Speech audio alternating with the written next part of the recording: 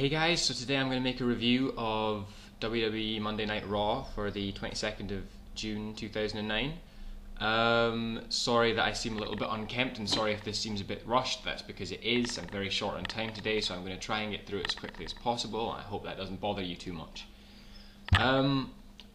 This week's Raw, a lot of people seem to have reacted to it. This review's a little bit late, and a lot of people seem to have thought it was great. The best Raw in ages, really, really good, a positive step.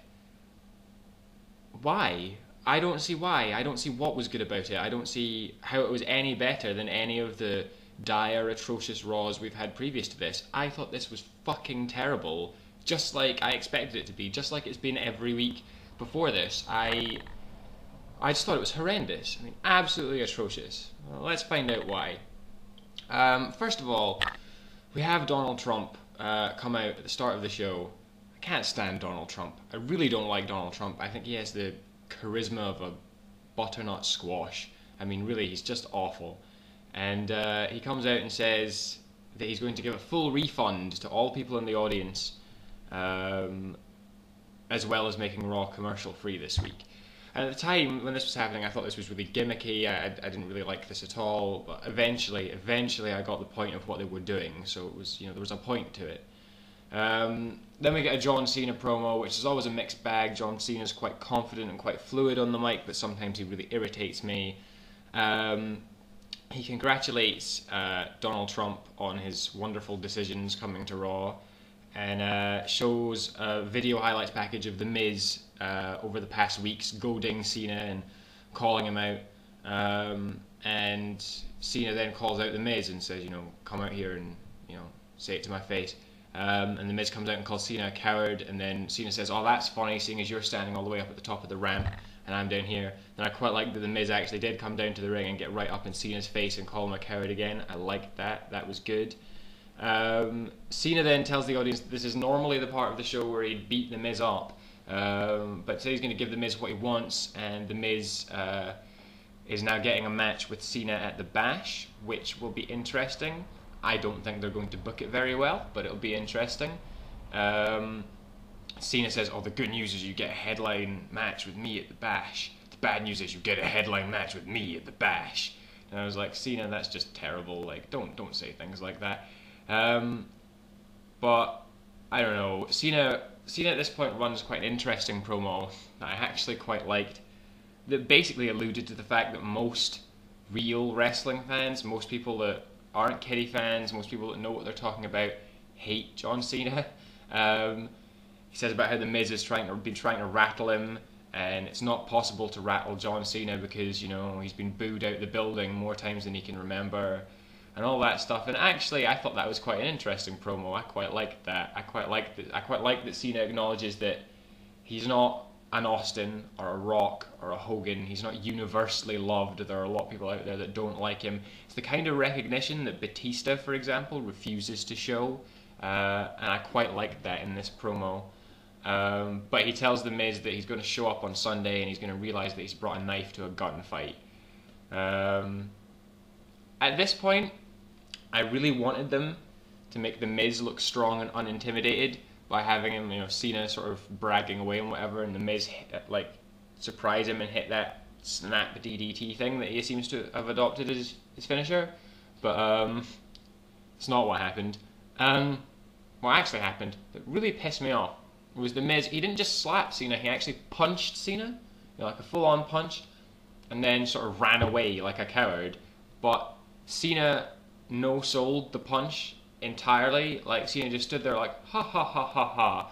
I swear to God, if The Miz and Cena square up on Sunday and it's a vicious, vicious squash, Cena over The Miz, I'm going to be fucking raging. I really want to see them have The Miz look good. I really want to see that. I want to make it look more like Raw is like SmackDown, and that it's an open playing field. SmackDown is doing that really well right now, and I need Raw to make some kind of attempt to do that as well.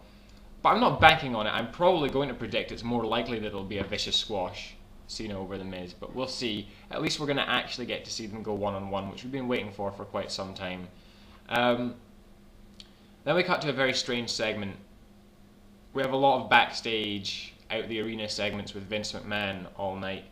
I think they're trying to re-establish Vince McMahon as a heel, which given the wider context is kind of an odd decision, but they're just very strange, sort of comedic segments.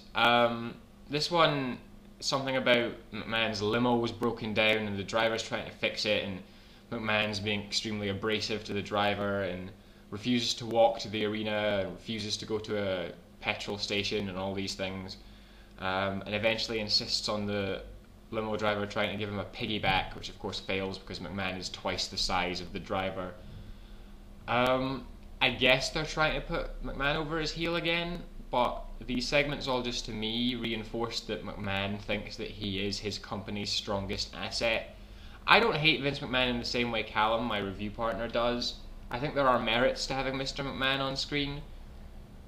That said, I don't think they've been very manifest since about the year 2000, so I don't know, this just kind of irritated me and wasted some time. It's obviously just put somewhere where they'd normally have had a commercial.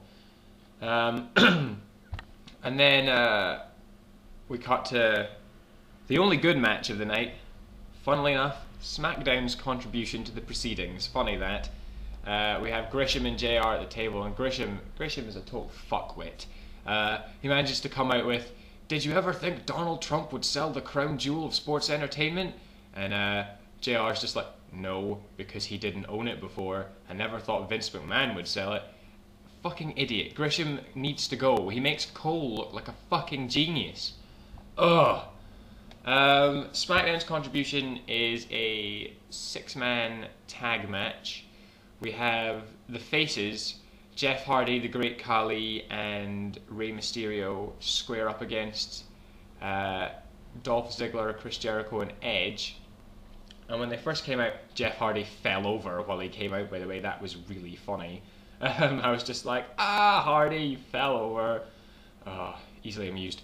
But yeah, I remember when they all came out, I thought, why is CM Punk not in this?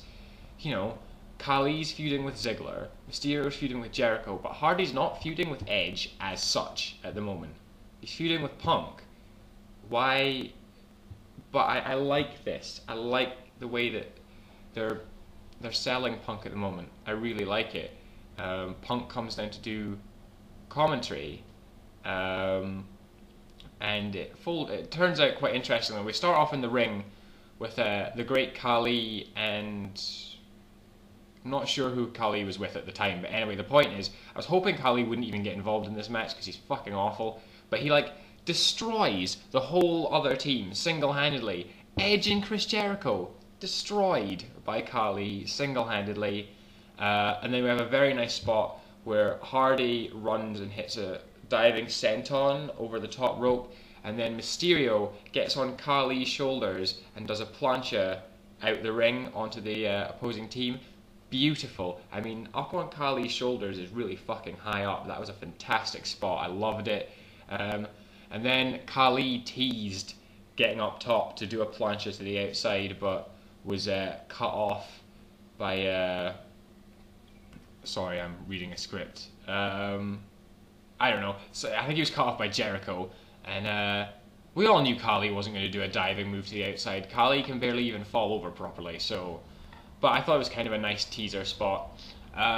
You got a very nice fast sequence between Jericho and Mysterio again. I'm really looking forward to their match at the Bash. They have fantastic chemistry with each other. These two really, really work so well. One of the best teamings of chemistry I've seen in a while.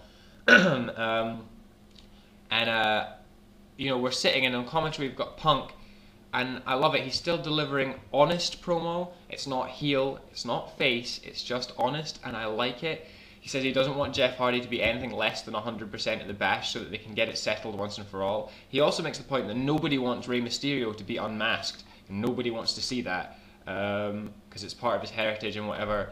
And I like this. He's saying face things, but the crowd are reacting to him as a heel, and it's something I've not seen in wrestling in years. It's really interesting. We then have Mysterio hits a really vicious kick to Edge's head that I loved.